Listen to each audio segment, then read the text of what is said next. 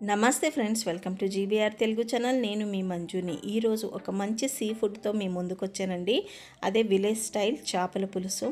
చాలా టేస్టీగా ఇంకా విలేజ్ స్టైల్లో దీన్ని ఏ విధంగా చేసుకోవాలా అనేది చూసేద్దాం. అయితే రండి, లేట్ ఎందుకు, వీడియోలోకి వెళ్ళిపోదాం.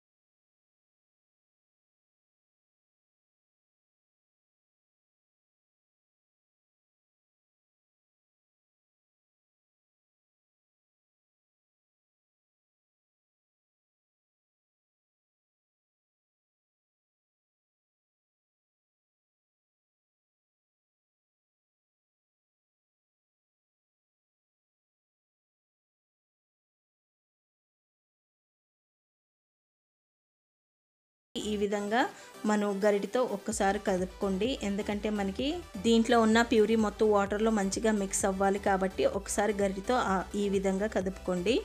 సో ఇప్పుడు నేను ఇంకోసారి కదుపుకుంటున్నాను. సో అంతే, జస్ట్ అండి, చాలు. ఎక్కువగా చేస్తే మనకి పీసెస్ అనేవి విరిగిపోతాయి.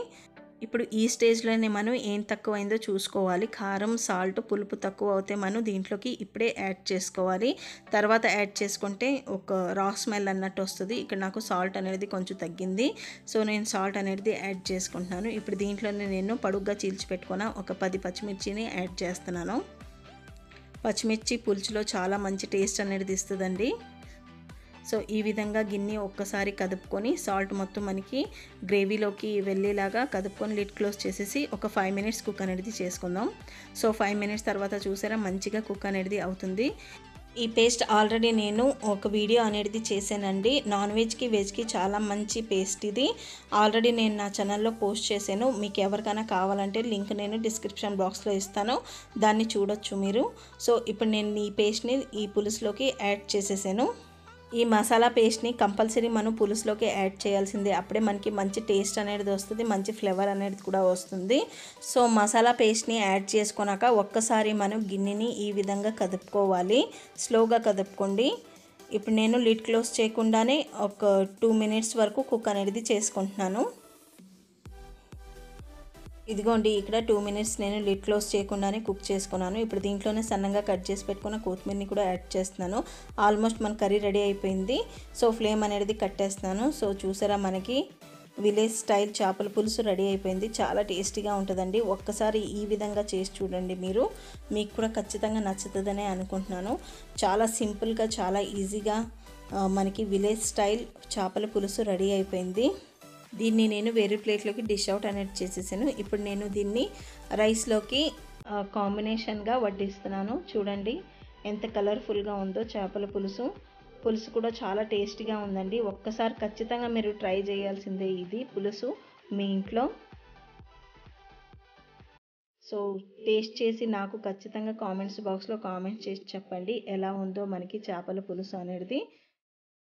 సో ఐ హోప్ ఈ వీడియో మీకు నచ్చిందని అనుకుంటున్నాను. నచ్చితే లైక్, షేర్, సబ్స్క్రైబ్ చేసుకుంటూ మాత్రం మర్చిపోవద్దండి. Thank you for watching.